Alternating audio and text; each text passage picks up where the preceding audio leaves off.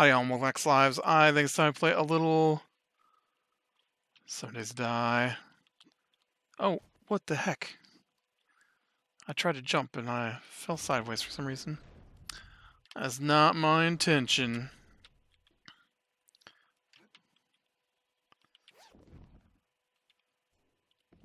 I don't want to fall on the ground. So, oh, those zombies did leave. Remember I said I was going to go down and check, or fight these zombies? Stone shovel. So, I guess we'll start off with talking about some D&D.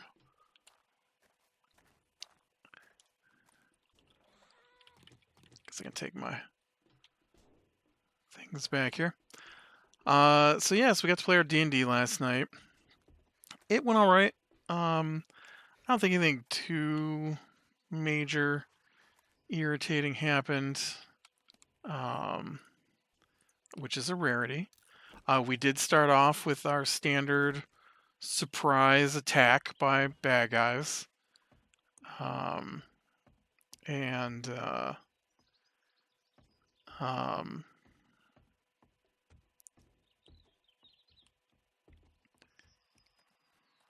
hey, what you doing? Oh, that's what you're doing. Gross. Uh, so,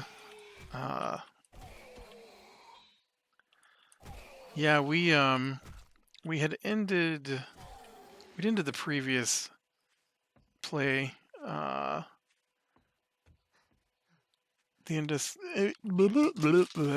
we ended the previous round, session. There we go. That's the word I want. The previous session. So we ended the previous session with in the dungeon, and we had been attacked by this guy who teleported away. Turns out spells like planar shift do not work on this floor of the dungeon. It says so. And yet his guy managed to use planar shift. Now, as a DM, you're allowed to change the rules, right? I mean, he's basically in charge, but oof. Turn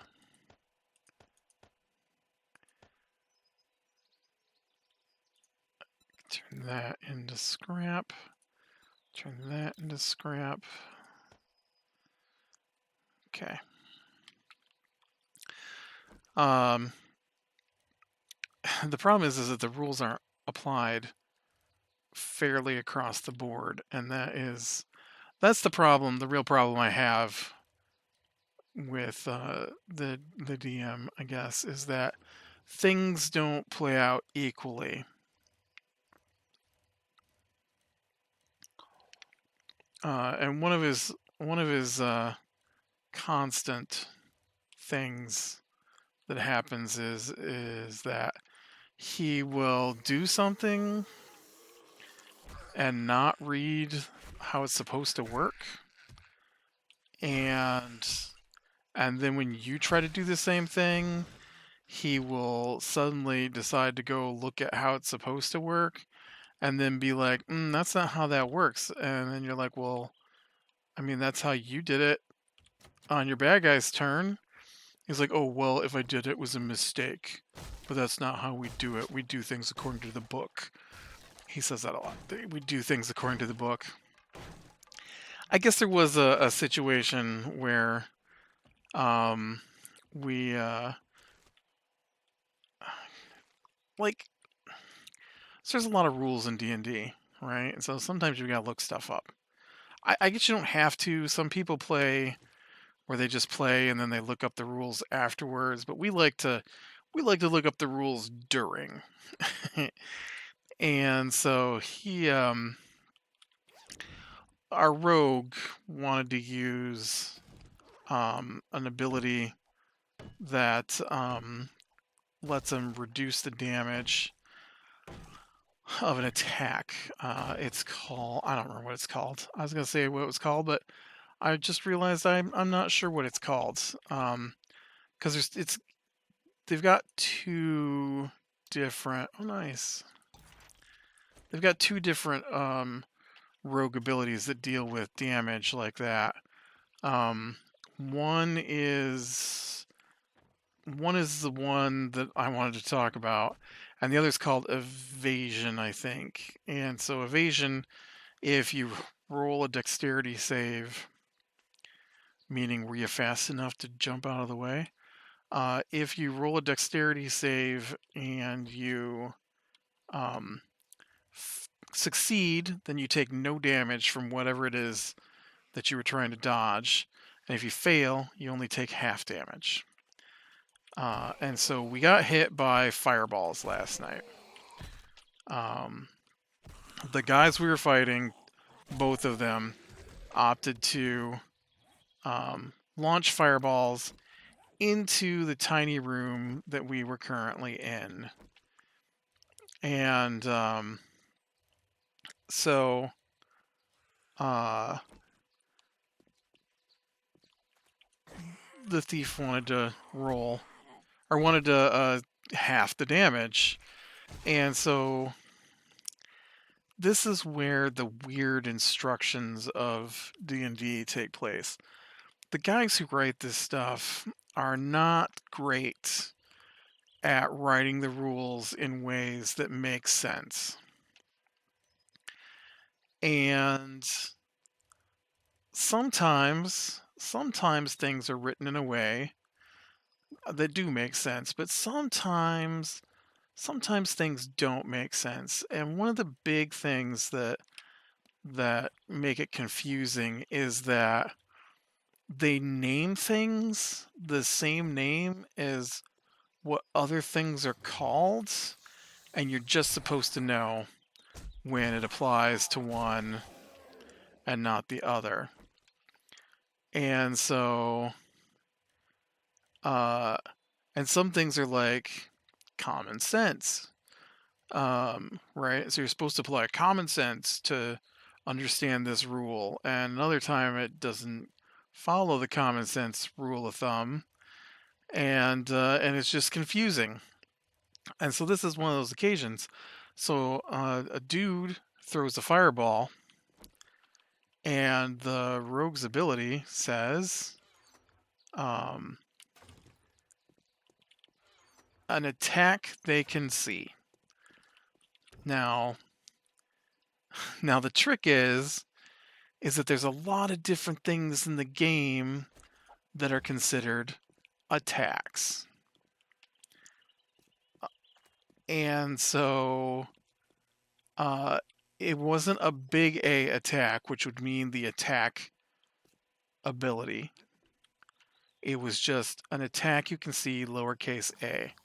So in my mind, the DM says, I don't think that ability works on a fireball. And I'm like, well, I don't know why. You could see it coming. And they're definitely attacking you.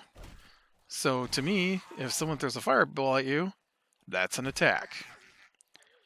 And so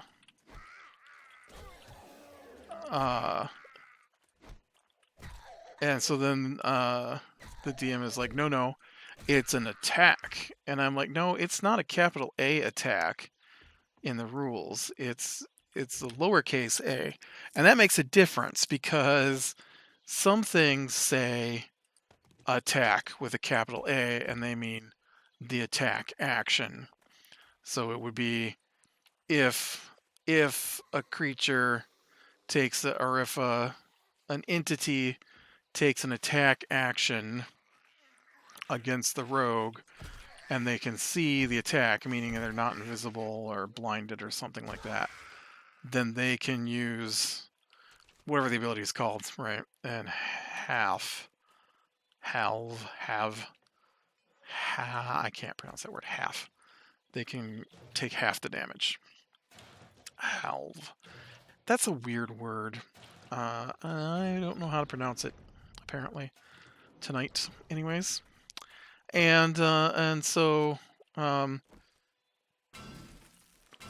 he goes online and he reads this thing and he's like, no, it's right here. It's capital A.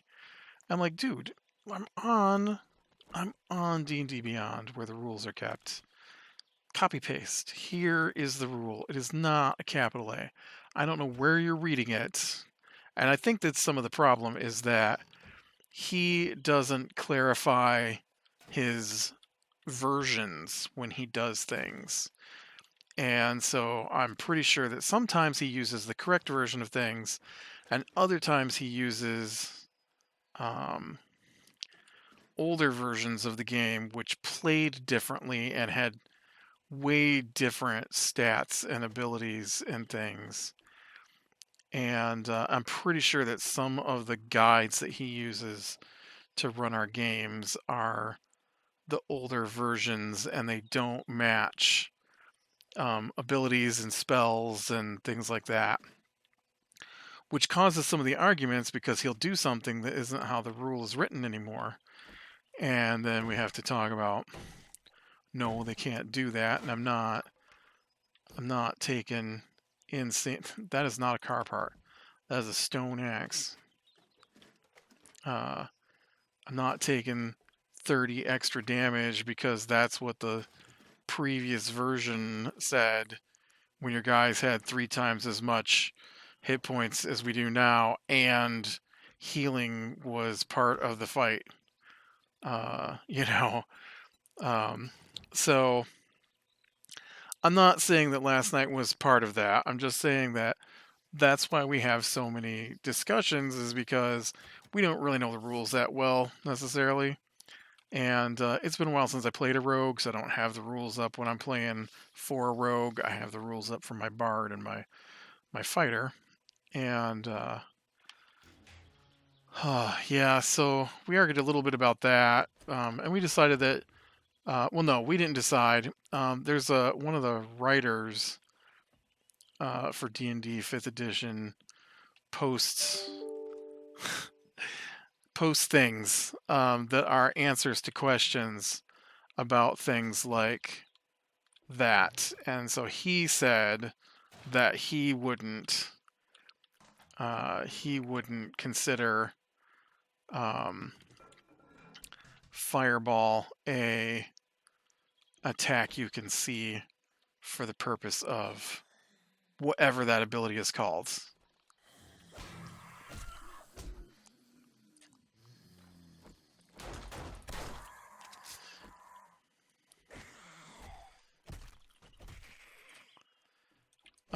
And so we did not let the rogue do that, which is fine. It wasn't a big deal. It wasn't a big deal at all. We just wanted to clarify the rules. Yeah.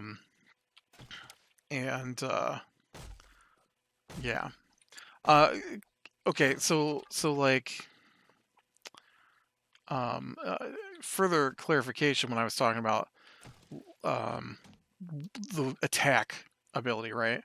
So there's a what am I wearing? Scrap padded iron. Okay, let's put these on.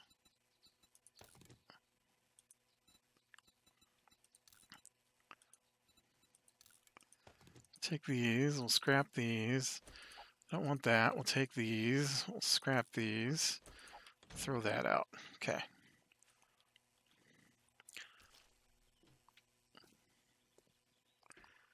Man, so did not find Crucible yet, but I am so loaded with stuff, I think I need to head back home. And so when you say an attack, right? Like I said, so the thing with the fireball is that when you cast a fireball, you do not roll an attack. You don't roll an attack. And this is where the problem is, because it doesn't say in the rules that the rogue can only half the damage from a melee, ranged, or magical attack. It doesn't say that because a melee, ranged, and magical attack are attack rules. It just says attack, lowercase attack. And sometimes in some of the other rules, when it says attack like that, it means any attack, regardless of if there's an attack rule made or not. And so, for whatever reason, they decided that no, in this case, a fireball thrown at your face does not count as an attack because it's AoE damage. It hits everything in the area. Mind you, and here's why it really doesn't make sense to me. If they rolled and succeeded on their dexterity save, a rogue would take 0 damage even though they are within the fireball's radius. So I don't understand why one ability allows them to have or completely negate the fireball's damage, but the other ability does not apply. That doesn't make sense. Like, they're both damage reducing abilities. Why is one only applied if an attack roll is made and the other, I mean, maybe that's why. Maybe one is only applied when a dexterity save is made, and then the other is applied to everything else, I guess.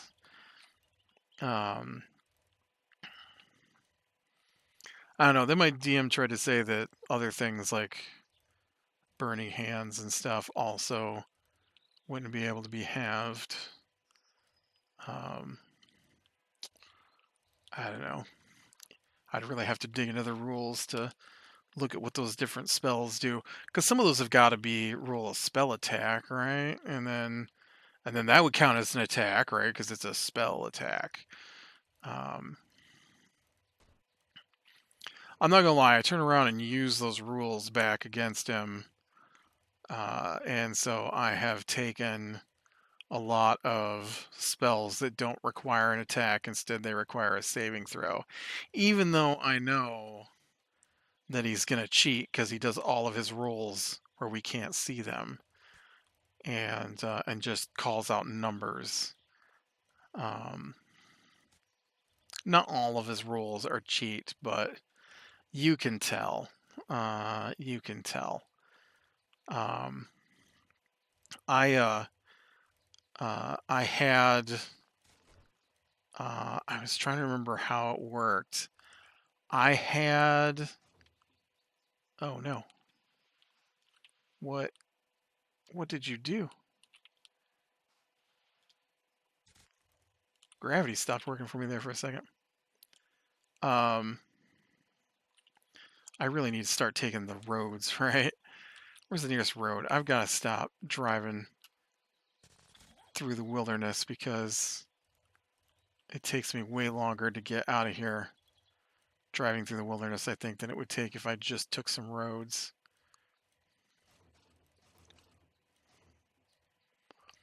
But yeah, I don't know, it gets confusing.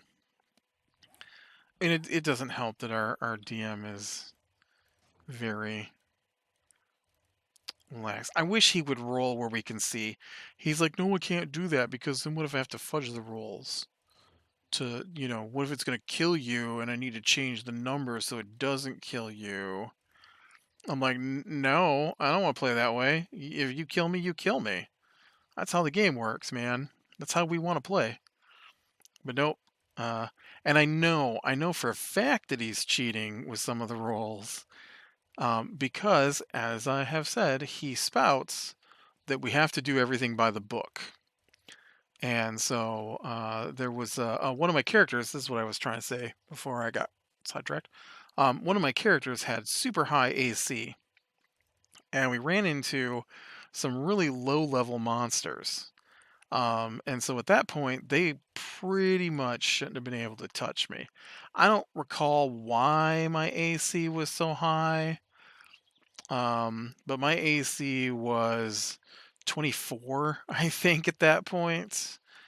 And so a goblin gets like a +4 to its attack, which means that if it rolls a natural 20, which is a special attack, it could get a 24.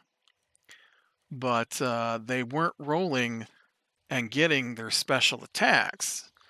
And so it was really weird to me that goblins with the +4 were suddenly hitting for 27 so that they could beat my armor class. So yeah, he's a dirty cheat. That's what he is. I really wish he would roll so we can see. I hate not seeing his rolls because he's not great at math, and we have to constantly correct him on the couple of rolls that we are allowed to see, which is usually he plays a character in the campaign too, and so his character rolls where we can see some of the time, and but yeah, it's it can get frustrating, but yeah, so we fought some more of those invisible guys. They threw some fireballs at us. They went invisible. We did hit a spot. We did hit a spot where the book specifically says that because they were busy doing something, that they weren't prepared for battle. And so when combat starts, the first thing they're going to do is to enlarge themselves. And so the very first turn, they're supposed to cast Enlarge on themselves, according to the book. And he instead had them all turn invisible before the fight started. Once again, not by the book. We are mangling our way through this level that we're on, though. I jokingly said that we were going to make our next level before we even went to the next floor because we're getting massive amounts of XP from the stuff we're killing. I think last night we only needed 13,000 XP to make up our next level. We only killed a handful of things and got 5,000 XP. And which I'm sure makes him super happy. We're probably going to reach a point where I have to tell him that the amount of XP that we need for our next level is higher than what it actually is, so that he'll give us our real XP. I don't know if my guy's going to make it up this this road here. I mean, I don't know why it's so steep. You can do it. You can do it, guy. I mean, you're not even pedaling, so I don't know.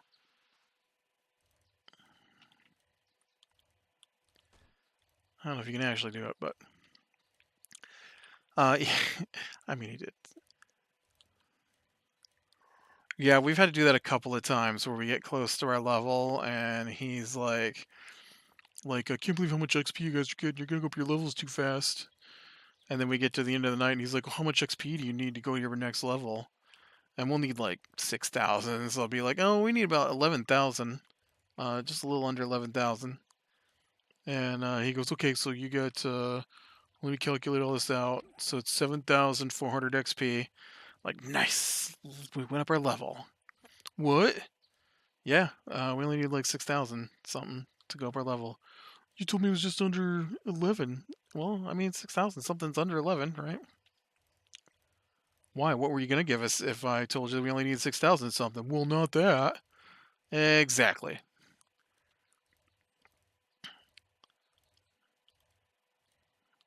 I don't know why you agree to something and then try to change the rules because you didn't get to do it the way you wanted. He would prefer that we go up levels when he decides we go up levels. I mean, he kind of does because he gives us the XP, right? But he wants to just be able to say, "All right, you've gone up a level," and I hate playing like that. I hate it so much. so much. And so he finally agreed that we wouldn't play that way anymore. And then he does stuff like, yeah, so you know, you kill all these guys and then you calculate it and it's like 2000 XP. And he's like, you get 300 XP for the evening. I don't want you to level up too fast. And then you reach the next thing. He's like, well, you're not high enough level to go through there. Yeah, because you didn't give us all the XP that we earned. I don't know why it's such a hard concept. No XP, no level. That's how it works. I mean, that's basically what happened to us in the previous level where he refused to give us all the XP that we had earned, and then we weren't high enough level to go through the magic barrier he insists is there, that the book says definitely isn't. But we do things by the book. Um, yeah. We're probably going to go, we ran into these demons that are hidden in statues. And I feel like we're probably going to go kill those guys as well, just so we can get the XP from them. And that way we can throw a nice monkey wrench into his plans, so that we're level 10 when we enter the next level 9 floor. The way the game works, it's not as big a deal as he thinks it is. It's like one of the things that I hate that he's changed the rules. So previously, in a previous edition, they had this thing called flanking, right? Flanking is not an official rule. Well, it's an official rule, but flanking is an optional rule. There we go. Flanking doesn't have to be in your game, and I think I'd prefer it if it just wasn't in the game. And so, one of the ways that people do flanking is that you roll with advantage when you're flanking, because you have advantage. You have an advantage when you are on one side and your buddy's on the other, and the dude is being attacked by, two people on opposite sides that can't look at both directions at the same time, basically, right? And so uh, we did it with advantage, which is for several campaigns. And then somewhere in there, he read an article about an earlier version of D&D where flanking wasn't advantage, it was +2 to the dice roll. And one of the DMs said that he preferred the old way because he felt like advantage was too powerful. Now, advantage just means you get to re-roll, or you get to roll 2 d20s and take the higher dice roll. It averages out to around a +5. If you've got good rolls. We don't. Like, for example, we got these things, hero points, that we've been using, which let you re-roll a dice whenever you feel like, but you only get so many per level. And so or last night I used 2 of them, and I attacked and I got a 14 both times. I attacked, I got a 14. I used a hero point both times, and then I rolled a 13. So both times advantage gave me a -1. And so, yeah, somewhere in there he decided that, oh, you know what, I should grab as much stuff as I can. He decided that that other DM must be correct about how advantage isn't fair to the DM, because it makes the players kill off the bad guys easier without constantly dying. Because there are people who like to play so that their players are constantly dying, and I think he would like to play that way. We just don't. tend to stay alive. And so he changed flanking. And so I stopped using it. Um, I really only used it because I like to do these big attacks, but the big attacks take -5. So advantage just negated that -5 basically on average for me.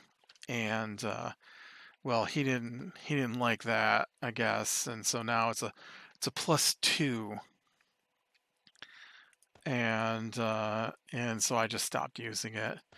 And he's always telling us, you could be using flanking, you could be putting a +2 on that. Yep, it's a +2. Yep. If you move around, it's a +2. Yep. You can stop reminding me at any time. I know, it's a +2. Is there any other food stuff that goes in here? Nope. Okay. So then I had another story I wanted to tell real quick here. This one's short. So our wash machine broke, and and so we had to get a new washer.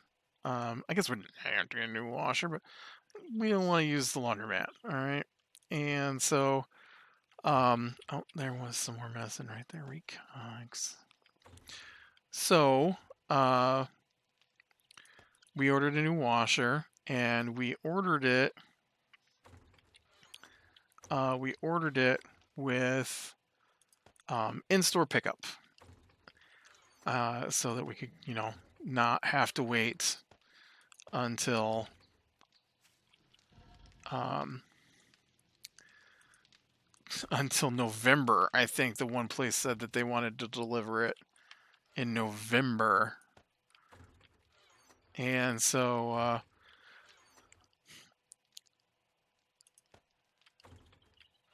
we called on Tuesday because we ordered it on Saturday, and they said that we'd have to wait until we were contacted. But online it said that the items we'd ordered were in the store, and so we called on Tuesday, and they said it's not available right now. We will let you know when it's ready for pickup through email or telephone. So we're like, okay.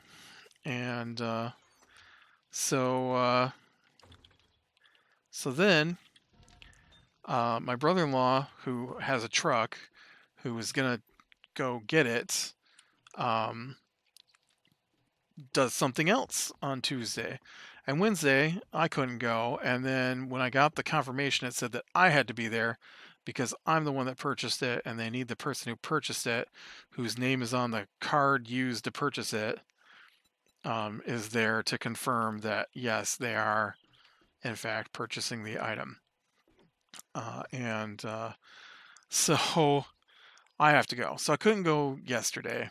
So this morning we got up at like 8 a.m., which I know is not early, but when I normally get up at 10 a.m., it's early. And so I normally get up at 10 a.m. because I stay up till 2 or 3 a.m. And so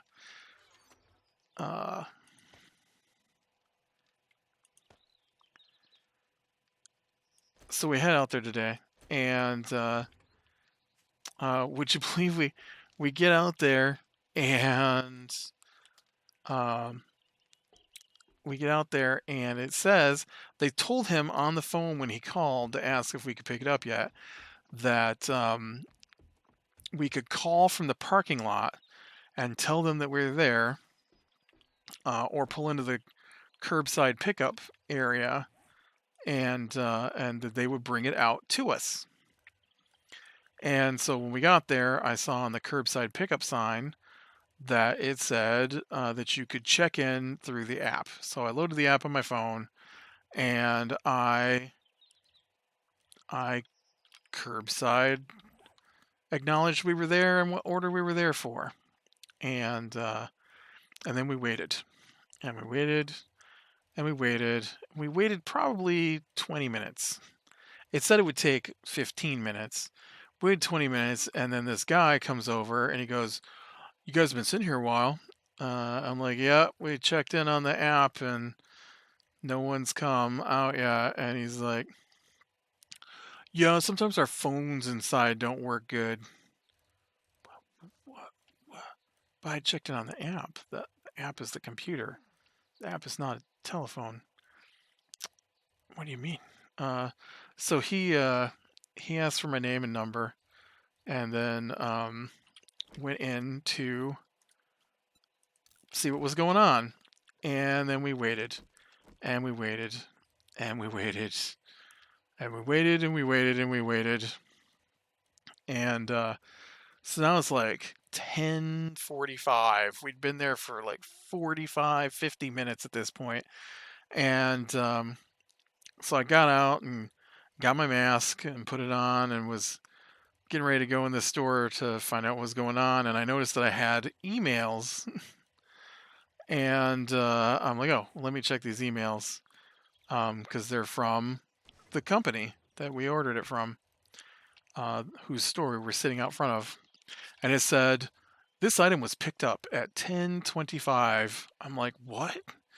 It's 10:45. We didn't pick it up. It's not in the back of the truck. And then the next email said was a more detailed receipt saying that our order had been picked up at 10:35. I'm like, dude, this says that we already picked it up. It's not in the truck. I'm going in. And I took a few steps toward the door, and then he came out. The guy came out with our new washer. Sorry for the wait. So we were there an hour. We were there an hour waiting for them to come out to curbside deliver our pre-ordered, already paid for, just need to be placed in the truck items. The thing is that no other place had it in stock, and I wouldn't have chosen this place to buy it. I know the one place we were going to buy it from has a much better system, and so you actually drive into an area and check in when you get there. This is a little different. I've never done a curbside pickup at a appliance store, builder's store. I don't know what you call it, but yeah. All right. Well, with that, be better than the small things, lean into the light, and I will talk to you later.